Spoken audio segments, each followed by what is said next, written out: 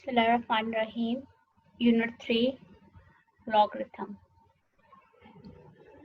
Unit 3 start कर रहे हैं हम लोग। यूनिट 2 कंप्लीट कर चुके हैं, जिसमें हमारे पास सिस्टम ऑफ रियल नंबर था, एक्सपोनेंट थे और रेडिकल का साइन था, और उसको हमने कॉन्सेप्ट को सीखा। आज हम लोग देखेंगे कि what is logarithm form, exponent and logarithm. Exponent and logarithm जो है हमें किसी से लिंक करते हैं। कैसे?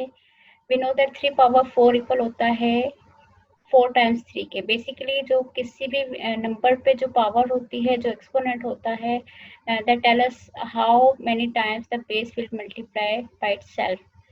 यहाँ पे 3 पावर 4 का मतलब ये है कि 3 4 टाइम्स 3 से मल्टीप्लाई होगा, which give us result 81. It's mean अगर हम लोग इस तमाम स्टेटमेंट्स को एक्सपोनेंशियल फॉर्म में राइट डाउन करें तो we can say that 3 raise to power 4 equal होगा 81 के।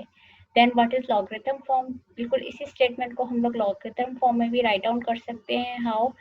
बेसिकली हमारे पास log of 81 with base 3 equal आ रहा है 4 के। कैसे लिखा हमने इसको?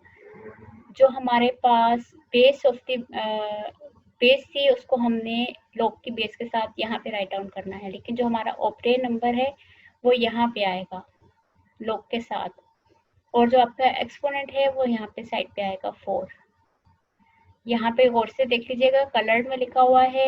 यहाँ पे log के साथ जो वैल्यू राइट डाउन होती है वो बेस ऑफ द नंबर होती है।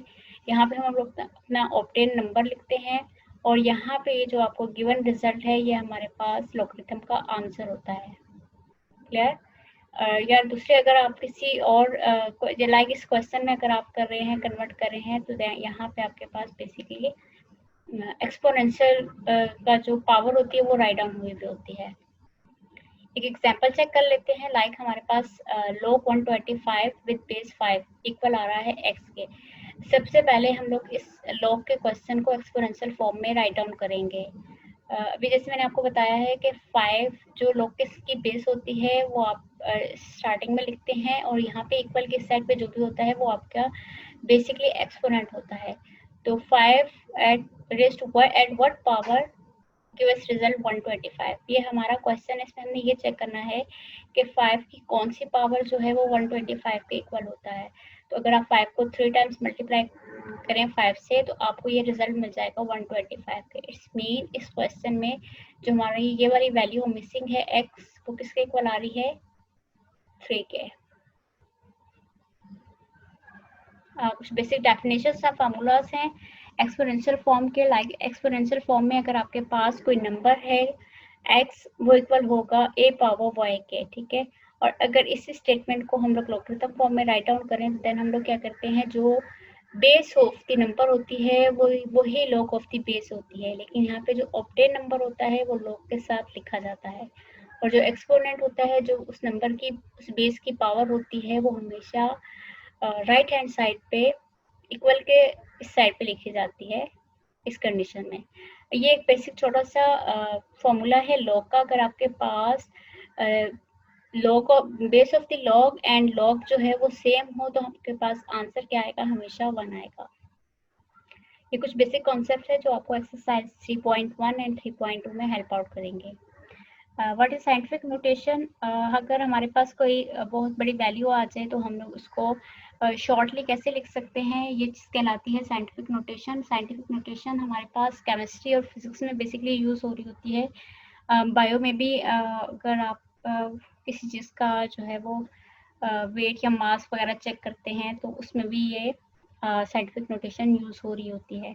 लाइक हमारे पास में क्या गया है, do you know what of the weight of the earth? This is not the mass of the earth, this is weight of the earth. और हमारे पास ये एक मिलियन ट्रिलियंस में वैल्यूज आ रही है।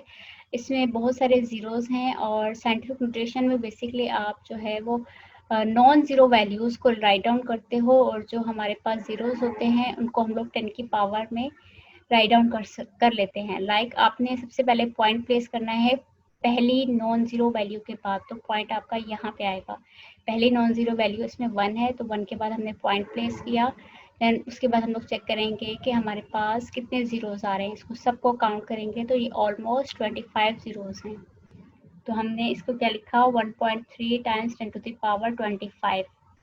इस वाली वैल्यू को आप साइंटिफिक नोटेशन में इस तरीके से राइट डाउन करेंगे। अगर आपके पास ऑलरेडी वैल्यू साइंटिफिक नोटेशन में है तो आप इजीली उसको कन्वर्ट कर सकते हैं ऑर्डिनरी फॉर्म में, इस फॉर्म में। कैसे? अगर आपके पास 10 टू द पावर 8 लिखी हुई है, इट्स मीन जो ये वाली 5.7 साइंटिफिक नोटेशन में लिखा हुआ है, ओरिजिनली इसमें 8 जीरोस प्रेजेंट हैं। अगर आपके पास इस कंडीशन में लिखा हुआ है और पावर जो है एक्सपोनेंट आपका पॉजिटिव है, तो आपने जस्ट पॉइंट को मूव करवाना है। कितना?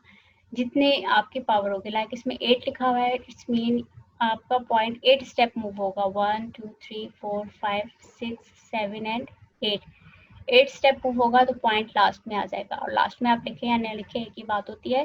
तो फाइनली आपके पास ये आंसर आ जाएगा। क्लियर? अगर आपके पास 5.7 टाइम्स 10 टू द पावर -8 है, दिस शो दैट आपका पॉइंट जो है वो राइट टू लेफ्ट मूव होगा। पावर पॉजिटिव है तो लेफ्ट से राइट पे जाना है पॉइंट ने, और अगर पावर नेगेटिव है देन आपका point right to left move करेगा। यहाँ पे आएगा मूव करके। पहले यहाँ पे 8 स्टेप लेफ्ट साइड पे मूव करेगा। यहाँ से मूव किया पॉइंट ने, 5 से काउंट करेंगे 1 2 3 4 5 6 7 एंड 8। यहाँ पे पॉइंट प्लेस करेंगे। क्लियर? ये हमारे पास साइंटिफिक फॉर्म हो गए, ये हमारे पास ऑर्डिनरी फॉर्म हो गए। आपको दोनों फॉर्म में वैल्यूज को राइट डाउन करना आना चाहिए, और इसकी प्रैक्टिस आप करेंगे एक्सरसाइज 3.1 एंड 3.2 में। This is your home task, exercise 3.1 and 3.2।